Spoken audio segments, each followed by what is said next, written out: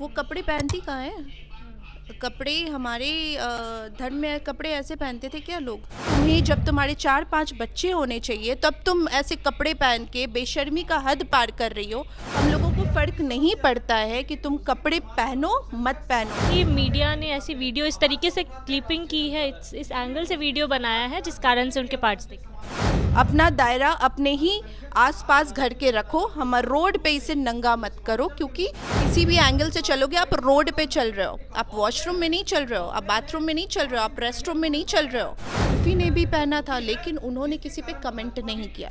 इन जैसियों की वजह से नॉर्मल लड़कियां, जो अच्छी लड़कियां, उनको भी शर्मिंदा होना पड़ रहा है। सनी लियोनी जैसे लोग भी अगर आज सुधर करके हमारे बीच में अच्छे से रह रही हैं तो हमारे समाज के लिए अच्छा है ना।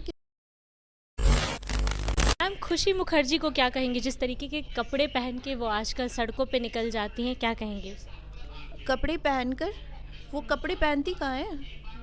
कपड़े हमारे धर्म में कपड़े ऐसे पहनते थे क्या लोग?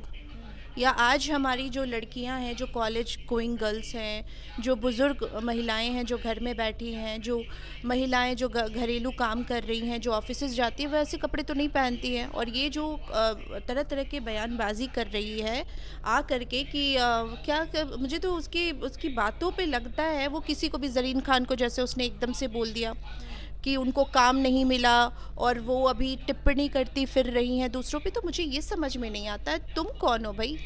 तुम फेमस होने के लिए अधेड़ उम्र में अजीबो गरीब कपड़े, मैं सीरियसली, मैं ये कैमरे पे देख के बोल रही हूँ, अधेड़ उम्र में, मतलब तुम्हें जब तुम्हारे 4-5 बच्चे होने चाहिए तब तुम ऐसे कपड़े पहन के बेशर्मी का हद पार कर रही हो और तुम्हें लगता है कि तुम किसी को आंटी बोल दोगी।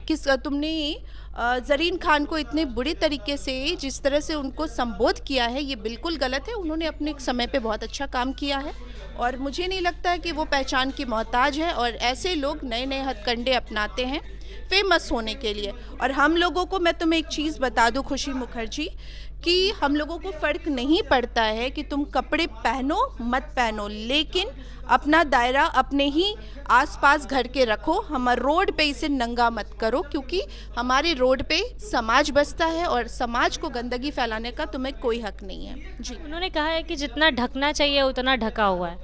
अच्छा, जितना ढकना चाहिए उतना ढका हुआ है, तो भाई हमें फ़र्क नहीं पड़ता, तुम जैसे घूमना है घूमो, हमें फ़र्क नहीं पड़ता है। बट तुम ये किसी पे अभद्र टिप्पणी मत करो, आप किसी को इस तरह की गलत चीज़ें मत बोलो। इस तरह आप अपनी बॉडी को खुद दिखा रहे हो, खुद अपने आप को शो कर रहे हो लोगों के बीच में, और आप कह रहे हो कि कैमरामैन की गलती थी, न्यूज़ चैनल्स की गलती है जो वहाँ पे पहुँचे हुए थे। आप पैप्स को बुलाते हो और उनको कह रहे हो कि उनकी गलती है। भैया, तुमने दिखाया तो वो लोग देख रहे हैं, उनको कोई अपना पर्सनल वो नहीं था। जी। उन्होंने कहा है कि मीडिया ने ऐसी वीडियो इस तरीके से क्लिपिंग की है, इस एंगल से वीडियो बनाया है जिस कारण से उनके पार्ट्स दिख रहे हैं। तो आपको पता नहीं है कि आप किसी भी एंगल से चलोगे तो आपका दिखेगा ही। आप किसी भी एंगल से चलोगे, आप रोड पे चल रहे हो, आप वॉशरूम में नहीं चल रहे हो, आप बाथरूम में नहीं चल रहे हो, आप रेस्टरूम में नहीं चल रहे हो, आप रोड पे चल रहे हो। और आपको पता होना चाहिए कि ऐसे में कपड़े उड़ेंगे। और मीडिया ही क्यों, अगर जनरल लोग भी वहाँ से अगर गुजरेंगे, जैसे एक चाचा जी ने बोला था वहाँ से गुजरते हुए एक आदमी ने, कि क्या तो बोला था कि ये शायद आप ना भूल गई। हाँ, पहनना भूल गई, वो आप एडिट कर लेना, मैं ये अभद्र भाषा का इसमें टिप्पणी भी नहीं करने वाली। इस तरह की चीज़ें जो हो रही हैं ये समाज को गंदा कर रही हैं और ये समाज का कोड है।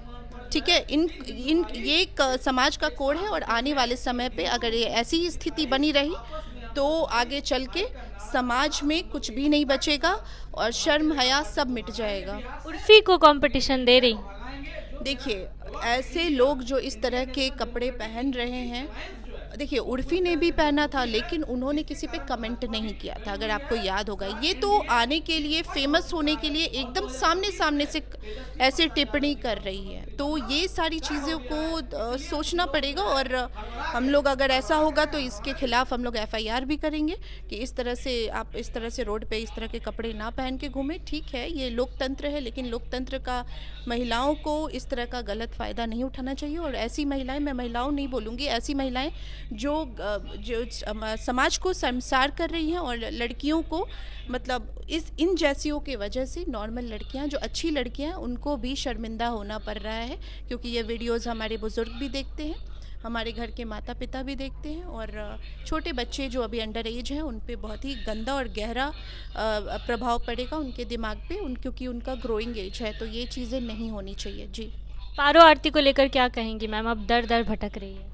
यार उसके लिए देखिए, अब वो है तो हमारे समाज का हिस्सा, मैंने पहले भी एक बार इस चीज़ के लिए बात किया था, है तो वो हमारे समाज का ही हिस्सा। और अगर देखिए आप महिलाओं पे के लिए जब आवाज़ उठा रहे हैं, तो कहीं ना कहीं पारो आरती ने गलती की है, मैं इस चीज़ से पीछे नहीं हटती, लेकिन अभी वो प्रताड़ित है, अब वो प्रताड़ित है, अब उसे सही जगह पे लाना भी हमारा समाज का कर्तव्य, और हम लोगों को आगे उसका मदद करना चाहिए।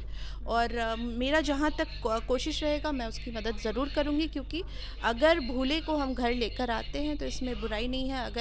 अगर आप देख सकते हैं कि हमारे ही समाज में, हमारे ही इंडिया में सनी लियोनी जैसे लोग भी अगर आज सुधर करके हमारे बीच में अच्छे से रह रही हैं, तो हमारे समाज के लिए अच्छा है ना, कि हमारे समाज में कोई तो सुधरा, कोई तो चीज़ें अच्छी हुई हैं। तो फिर पारो आरती से गलती, और देखो ना यार उसका एज क्या है, कितना दिमागी होगा उसके पास, तो ठीक है उससे गलती हुई है, और समाज में भेड़िए की तरह इधर से उसका फुटेज लेने के लिए उधर से हर तरीके से उसका यूज़ किया गया, उसका प्रताड़ना झेलनी पड़ी, और अभी के समय में वो अकेली है।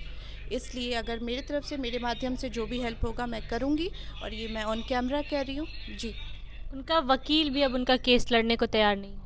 ठीक है, मैं केस लड़ने की बात ही नहीं कर रही हूँ, मैं कह रही हूँ कि तुम्हें आगे पढ़ाई करनी है, आगे अपना लाइफ अच्छा सेव करना है, आगे मैं अच्छा मार्गदर्शक बन सकती हूँ उसके लिए, मैं उसे सही राह दिखा सकती हूँ, बस मैं यही कर सकती हूँ। हाँ, मैं उसे चाहिए कि उसका पति वापस आ जाए, पति को खोज दो, या फिर केस लड़ ले उनका वकील, वो तो यही कह रहे हैं। ये तो उस समय इसकी पुष्टि होगी कि उसे क्या चाहिए, जब वो मेरे सामने आकर के इन चीज़ों को, अपनी सारी चीज़ों को रखेगी कि हाँ मुझे ये ज़रूरत चाहिए। पहले तो मैं उसे समझाऊंगी कि तुमने अपना ऑलरेडी बहुत बुरा कर लिया है, इससे ज़्यादा बुरा अब नहीं हो सकता, इसलिए अब सुधर जाओ। अच्छा मैम, एक आखिरी सवाल ये रहेगा पारो आरती को लेकर कि उन्होंने जैसे कि पहले गुलशन था, उन्होंने फिर शादी कर ली, तो अब अगला शादी अगर करेगी तो कैसे लड़का भरोसा करेगा? देखिए, पहली बात है तो मैं अगर उसकी दर्शक बनती हूँ, तो मैं यही कहूँगी कि अभी इन सब चीज़ों से दूर हट के तुम्हें पढ़ाई पूरी करनी चाहिए, अपनी स्टडी कंप्लीट करनी चाहिए, और तुम्हें कम से कम 24-25 तक अपने आप को अपनी पढ़ाई में व्यस्त रख लेना चाहिए, ताकि जब तुम्हारी पढ़ाई पूरी होगी तो तुम इस सोच के काबिल हो जाओ कि तुम्हें आगे क्या करना है, तुम निर्णय ले पाओ। जी।